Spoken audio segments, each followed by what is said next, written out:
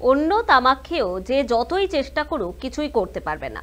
প্রদেশ কংগ্রেস সভাপতি তৃণমূলের বিরোধী নিয়ে মন্তব্য বারাসাতের তৃণমূল সাংসদ কাকলি ঘোষ দস্তিদারের।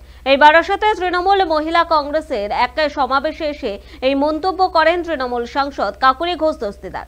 বারাসাত লোকসভার 7 বিধানসভার মহিলা তৃণমূল কর্মীদের সমাবেশে উপস্থিত ছিলেন রাজ্যের অর্থমন্ত্রী চন্দ্রিমা ভট্টাচার্য। এদিন কংগ্রেস নেতা অধীর রঞ্জন চৌধুরীর বিরোধিতা করে চন্দ্রিমা ভট্টাচার্য বলেন, অধীর কি বলল তা নিয়ে কংগ্রেস চলবে না, বরং এদিন তিনি বলেন তৃণমূল সুপ্রিমো প্রস্তাব মেনেই ইন্ডিয়া জোট চলবে বলে।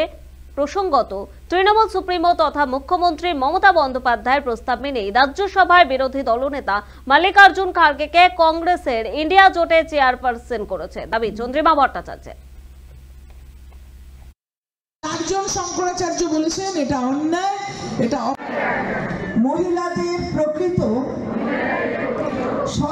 কাকে কি অধীর চৌধুরী কি বললো তা দিয়ে তো কংগ্রেস চলবে না। কংগ্রেস ইন্ডিয়ার অ্যালায়েন্সের থেকে যেভাবে চলার সেটা চলছে। আপনারা দেখলেন যে আজকে মমতা বন্দ্যোপাধ্যায় আমাদের মাননীয় নেত্রী তারই প্রস্তাব মেনেছে। সুতরাং অধীরবাবু কি বললেন তা দিয়ে কিছু হবে না।